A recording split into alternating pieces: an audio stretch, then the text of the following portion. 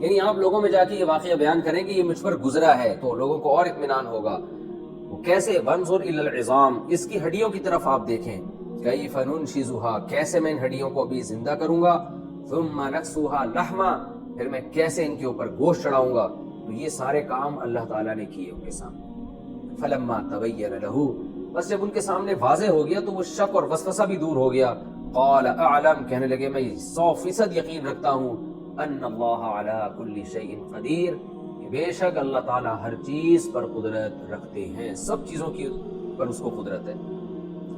تو یہ واقعات اللہ تعالیٰ اہل ایمان کے ساتھ کبھی کبھار کرتے ہیں، آج بھی ہو جاتے ہیں واقعات، ہمیشہ سے ہوتے رہے ہیں. جب پیغمبر کے ساتھ ایسے واقعات ہوں تو ان کو معجزہ کہا جاتا ہے، ولی اللہ کے ساتھ ایسے واقعات ہوئے تو اس کو کرامت کہا جاتا ہے. معجزہ بھی اللہ کی طرف سے ہوتا ہے، کرامت بھی اللہ کی طرف سے ہوتی ہے. تو ایسے واقعات ہو جاتے ہیں، اس میں اللہ اپنی قدرت کو دکھاتے رہتے ہیں. میں نے خود بذات خود شہداء کے خون میں خوشبو سونگھی ہے. کئی ہفتے ان کی لاشیں ہم نے دیکھی ہیں کہ خراب نہیں ہوتی. بہت واقعات اس طرح سامنے بھی آئے، خود ہم نے بھی دیکھے. تو یہ اللہ تعالیٰ اپنی قدرت دکھاتے ہیں کہ سب کچھ سائنس نہیں ہے، سب کچھ اسباب نہیں ہے. اللہ تعالیٰ کسی سائنٹیفک لاجک کا محتاج نہیں ہے کچھ کرنے میں.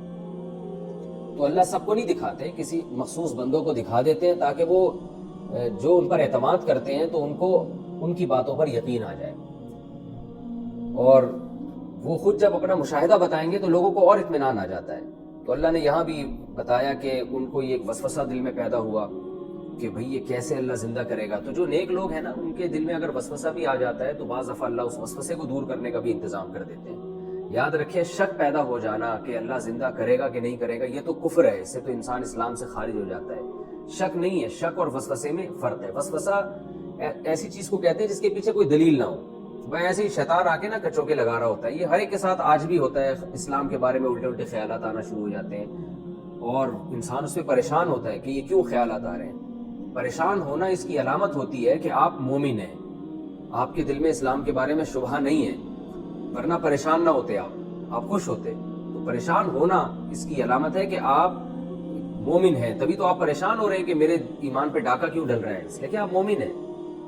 یہی وجہ ہے کہ حدیث میں وسوسے کو عین ایمان قرار دیا ایک روایت میں، کہ جس کے دل میں وسوسہ آئے نا اور وہ پریشان ہو رہا ہو تو یہ عین ایمان ہے، یہ اس کی علامت ہے کہ آپ پکے مومن ہیں. اس لیے وسوسوں کو زیادہ مسلط نہیں کرنا چاہیے اپنے اوپر.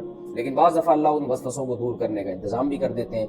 تو اللہ نے جیسے عزیر علیہ السلام کے لیے کیا، ان کو خیال ہو رہا ہے پتہ نہیں یہ بستی، یہ اتنی پرانی بستی کیسے زندہ ہوگی. تو اللہ نے فرمایا چلو میں کر کے دکھا دیتا ہوں. ان کو موت دے دی اللہ نے. اصحاب کہف کو تو اللہ نے موت نہیں